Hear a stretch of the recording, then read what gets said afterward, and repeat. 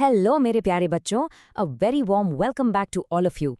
I know, exams are just around the corner, but don't you worry. We are here to make revision super quick and super easy. So before we start, make sure you hit that subscribe button, share this with all your friends, and let's dive right in. Okay, so today's chapter is Discovering Tut. But listen, I don't want you to think of this as just another chapter from your textbook. No, I want you to think of this as an exciting detective case, a real mystery that we are all going to solve together, right now. So, tension nahi lene ka, we are going to make this chapter super, super easy. You know, every great mystery starts with a victim, right? Well, let me introduce you to ours. King Tutankhamun, or as we all know him, King Tut. Now, this is not just any king. He was the last heir of a super powerful family, an entire dynasty in Egypt. But here's the thing. He died when he was just a teenager, and that's our central puzzle. What really happened in his life, and more importantly, how did he die? Now, what makes this case so incredibly interesting is the mystery around his death. Just imagine this. He was buried with tons and tons of gold, and then he was just forgotten for thousands of years. When his tomb was finally found, everyone started wondering, how could this young, powerful king die so suddenly? And, the most extreme, the most shocking possibility they considered was murder. Of course, every great case needs a great detective. And our first detective on the scene was a British archaeologist named Howard Carter. Now, this guy didn't just stumble upon the tomb. Oh, no. He searched for years and years, and finally, in 1922, he made the most incredible discovery. Can you even imagine the excitement of that moment? You guys watch all those unboxing videos on YouTube and Instagram, right? Well, this was like the greatest unboxing video of all time. Even though some robbers had tried to get in thousands of years ago, the amazing contents of the tomb were almost completely there, untouched. Carter had literally hit the jackpot. So what exactly did he find inside? It was a treasure trove of clues. We call these funerary treasures. There were absolutely stunning things made of pure gold, beautiful necklaces and bracelets, but also everyday things like board games, a razor, even his linen undergarments, and cases of food and wine. Why? Because the ancient Egyptians believed their king would need all of this stuff in the afterlife. But just as our Detective Carter was about to get to the most important clue of all, the king's body itself, he ran into a huge problem. And trust me, this is a major twist in our story. So what was the problem? Well, it was the sticky, gooey stuff called ritual resins. You see, during the burial ceremony, the priests had poured these resins all over the mummy. But over 3,000 years, that resin had hardened like solid rock, basically cementing King Tut's body to the bottom of his solid gold coffin. It was stuck fast. No amount of normal force could get it out. So Carter had a really, really tough choice to make. What would he do? Option A, chisel the mummy out, but that could seriously damage it. Or option B, leave it there, but he knew for sure that thieves would break in to steal the golden coffin and would just rip the mummy to pieces to get it. So he made a decision. He chose to cut the mummy free, mainly to save it from the thieves. But here's the really sad part of the story. To get the mummy out, Carter's men had to remove its head and cut through almost every single major joint. Yes, they got the mummy out, but it was badly, badly damaged. And this, as you'll see, created a whole new set of problems for the next generation of detectives. I mean, scientists.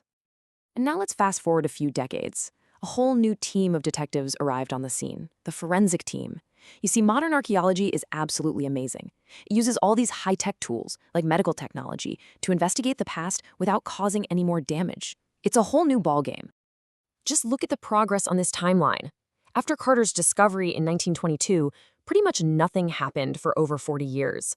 Then, in 1968, the mummy got its first ever X-ray. And then, jump to 2005, and Tut gets a full-body, modern CT scan. Technology, you see, changed everything. And that first X-ray back in 1968, it revealed something truly shocking. The anatomy professor found that King Tut's breastbone and his front ribs were completely missing. Now, was this because of Carter's rough investigation, or was it something far more sinister that happened when he died? The mystery just got deeper and deeper. So what exactly is this CT scan that they did in 2005? It's actually quite simple to understand. Just imagine taking hundreds and hundreds of X-ray pictures of a body, but from all different angles. Almost like you're taking slices of a loaf of bread. A powerful computer then puts all these slices back together to create a perfect 3D virtual model of the body. You can literally see everything, inside and out.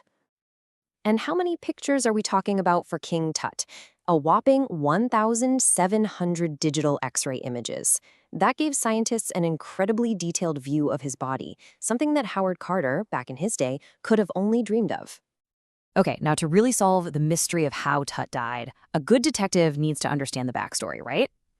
And believe me when I tell you this, King Tut's family had more drama than any daily soap opera you've ever seen. An expert on this, a man named Ray Johnson, put it perfectly. He said the dynasty was coming to an end, and then this one king, Akhenaten, who was probably Tut's father or grandfather, went a little wacky. And you know what? Wacky is putting it very, very mildly. Just look at the stuff this guy did. He changed their main god, Amun, to a new one, Aten. He changed his own name. He moved the entire religious capital city. And then he went and attacked the old god, Amun, smashing his statues and closing down all his temples. I mean, in today's language, it's like he tried to break the internet of ancient Egypt. It was a completely shocking and chaotic time for everyone. So, after all that chaos from Akhenaten, young King Tut came to the throne. And you know what? He was the one who fixed everything. He brought back the old gods, he restored order, he was like a hero. But he only ruled for about 9 years before he died so suddenly, leaving everyone to wonder what on earth happened. Now, all this debate about Howard Carter's methods and the damage he caused, this brings us to a really, really important point. And it's a point that you will definitely see in your exams. So, everybody, focus up. It's an exam alert. Cello, let's quickly prepare a top question from this chapter. Okay, here's the question. Why was Howard Carter's investigation resented or criticized? In simple words, why do people today say that Carter did a bad job? Let's break down the answer into very simple points you can easily remember. Ready with your pens? Here are the points. Point number 1, his methods were simply considered unscientific for today's standards. Point number 2, he focused way more on the treasure, the gold, than on the mummy itself. Point 3, he had to chisel the mummy away from those rock-solid resins. Point 4, this action severely damaged the body, remember, severing the joints, removing the head. And finally, point 5, all this damage made it much, much harder for later scientists to study the remains properly. See? So simple. So, if you have to remember just one crucial thing, it's this. Howard Carter's investigation was more like a treasure hunt. His main goal was the gold and the beautiful artifacts. But modern archaeology, that's a scientific investigation. It focuses on finding information about how people lived and died in the past. That's the main difference right there. And that brings us to our final thought for today. The CT scan and all our modern science have given us so many clues about King Tut's life and his death.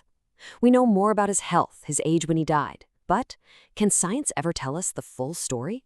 Can it tell us what he was like as a person, what his dreams were, what he was afraid of?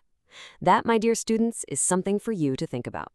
That's all for today, Bachon. All the very best for your exams. You are gonna do great.